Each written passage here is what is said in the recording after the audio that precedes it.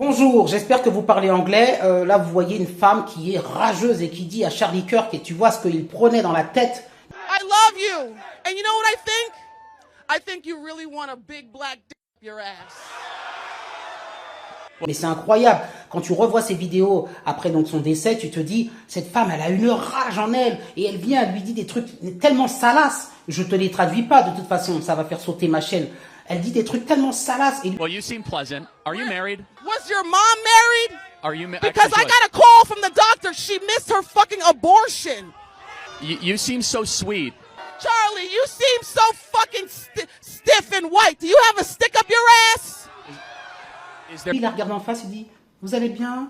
Vous semblez, vous voulez une casquette? Tu sais, il faisait la campagne du 47e président des États-Unis, Donald Trump, et il mettait, il faisait campagne. Je veux dire, il soutenait Donald Trump et il avait la casquette rouge, Make America Great Again. Il lui dit, tenez, vous voulez une casquette? Bon, tu vois qu'elle s'essuie les fesses avec, mais en fait, tout dans son discours tourne autour des fesses. Hein, t'as bien vu, elle est dans un truc. Mais voilà, alors voilà, lui, il était en mission et il est mort en martyr, il est mort en, voilà, ce que je sais pas comment te dire, dans sa mission divine, si je puis dire, puisqu'il était très très croyant. Et voilà, par des personnes très très maléfiques et un environnement LGBT, woke et compagnie, progressiste qu'il essayait de convaincre. Donc il essayait, quelque part, il prêchait, hein, c'est-à-dire, il essayait de prêcher, et bien il y a laissé sa vie. Mais face à des personnes comme cette personne-là, quand tu vois la haine, le niveau de haine, hein, parce qu'évidemment, toutes les idées que défendait Charlie Kirk, inscrites dans la Bible et autres, hein, les valeurs de partage, mais surtout les valeurs aussi familiales, ça ne va pas avec le progressisme et le wokisme, hein, puisque un genre n'est pas tout à fait déterminé, puisque c'est très bien de mettre deux femmes ensemble, et puis de dire que l'une peut, si je puis dire, ou deux hommes qui vont, l'un va être enceint, tu vois, des fois des couples inversés, des fois, je veux dire, là. En gros, t'as un homme enceint, mais l'homme enceint, en fait, c'est une femme à la base qui a fait sa transition. Tu vois ce que je veux dire?